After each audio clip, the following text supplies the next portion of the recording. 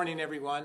I want to provide an official update to the people of El Paso regarding the FAA's decision to place a temporary flight restriction and then their decision to lift the temporary flight restriction over our city. This unnecessary decision has caused chaos and confusion in the El Paso community. I want to be very, very clear that this should have never happened. You cannot restrict airspace over a major city without coordinating with the city, the airport, the hospitals, the community leadership. That failure to communicate is unacceptable. These types of decisions have consequences.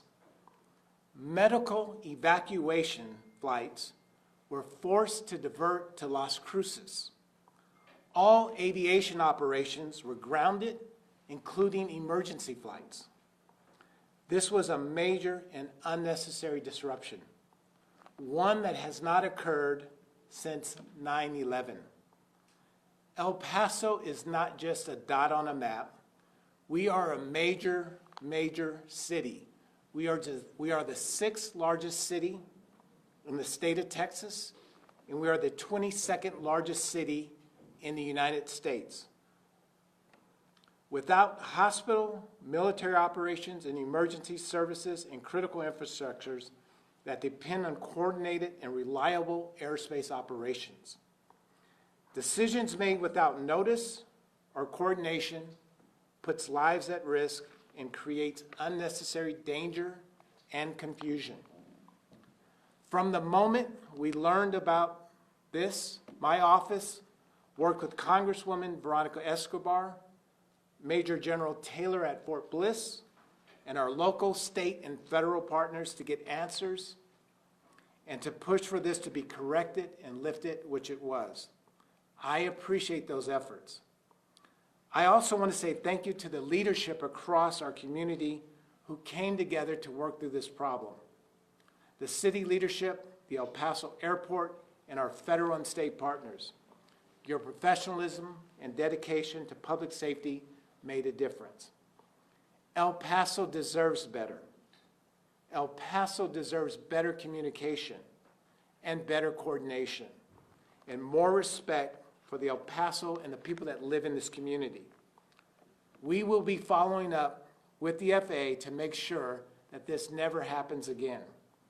In closing, I want to emphasize that El Paso has always been a safe city, and we will remain one of the safest cities in the United States.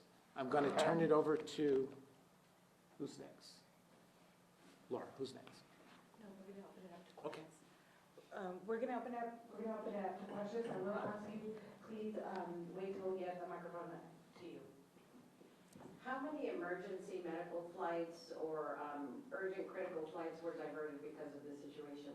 So I had a call this morning with some of the hospital operations.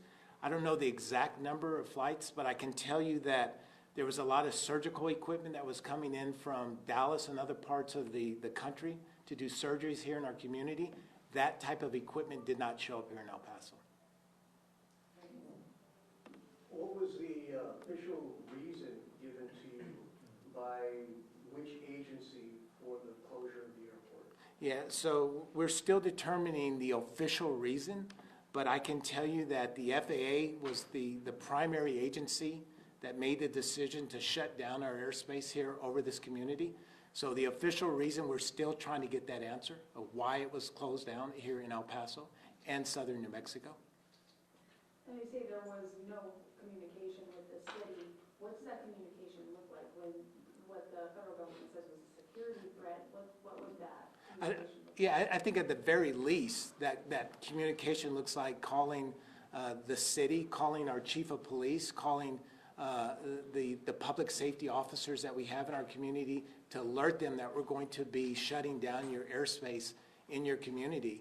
None of that took place. So we woke up, just like many of you, at midnight last night, 1 in the morning, to the texts and the calls that we received that our airspace was shut down. So better communication from our federal government to your city, especially your leadership, that you're going to shut down your airspace. That coordination, that communication just did not happen. You were talking about not letting FAA do this again in any near future or anything without communication. Is there anything that, I don't want to say they can face, but that El Paso is doing for them to know that they can't just like close the aerial space? Well, I think, certainly that we've got to look into this more and find out what happened, what caused this to occur. This is certainly something that the FAA needs to look at themselves and figure out what did they do and how can they improve to make this better. Because you just cannot, again, we're a major city. El Paso's a large city. You cannot just shut down a city.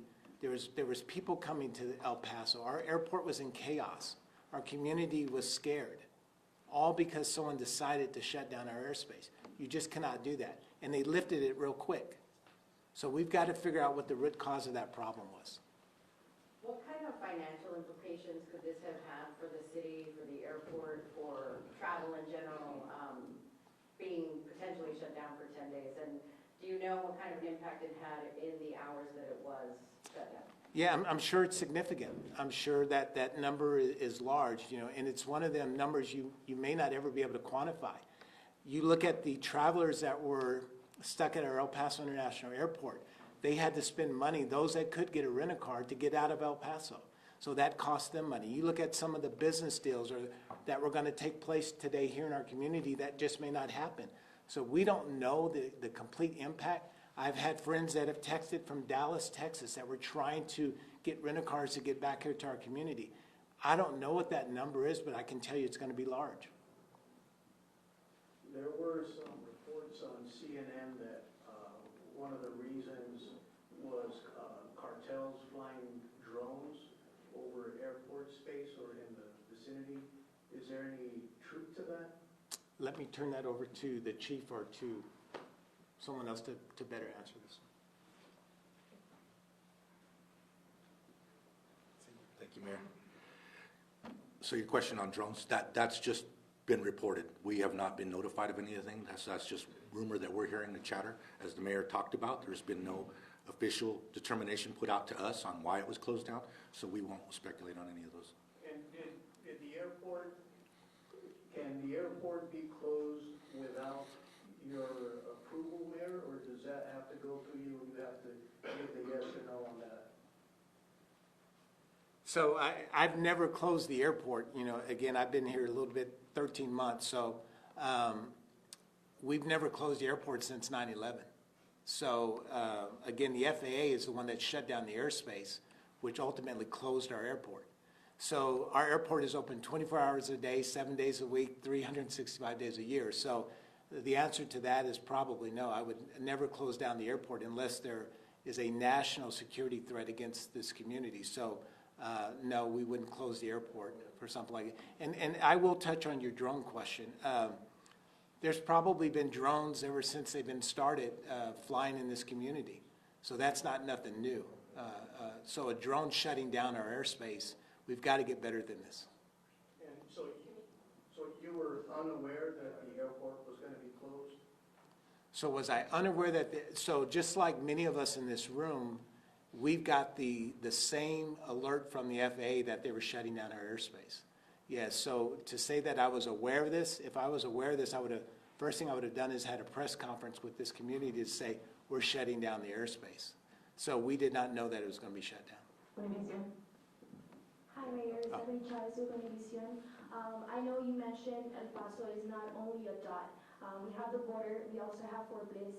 What is the next step as leaders to get the information of what happened and to get better communication? Because, like you said, it affects the citizens, but we also have the border and the Fort Bliss, which a lot of people might think we could be a target since we have the base. What message do you have for the community? Yeah, so we're going to continue to reach out to our state and federal partners. We'll continue to reach out to the Congresswoman's office to make sure that we have information on what happened. I want to thank our Fort Bliss partners too. I was on the phone not only with our Congresswoman, but with Major General Taylor this morning. And we will make sure that we continue to communicate. And that's what the leadership did in this community. We came together to figure out what was going on. Like many of you in this room, we learned about it the same way. It was something where they shut down our airspace. So we did not know that until we were playing defense at that point. So once we figured out what was going on, the leadership came together to communicate, and we'll continue to do that. More questions? Do you think there will be a true answer to why this happened? I hope so. I'll repeat the question. Do you think that there will be a true, honest answer about why the government chose to shut down the airport? I sure hope so, and I can tell you El Paso deserves better. We deserve to know why our airport was shut down. It's unacceptable. So I hope we get that answer. Last question, KDA. And do you feel that El Paso has just been overlooked by the federal government? Do you think it's because that we are a border community that we weren't notified, that they just shut down the airspace? Yeah, I don't know that for fact, but I can tell you that, whatever information they had that shut down our airspace is something that should have been shared with this leadership. That is the piece of information we don't have. And once we get that, we can let the citizens know why they shut it down. So just like many of you, there's a lot of unanswered questions that we just don't have. I also want to thank the media that's in this room. A lot of you were at the airport. A lot of you were working hours this morning and working with the guests that were stuck in our community. And thank you for what you did there. It appeared that everyone was helping each other. So that's what this community does. We come together to help each other. Thank you, Ron. All right. Thank you, guys.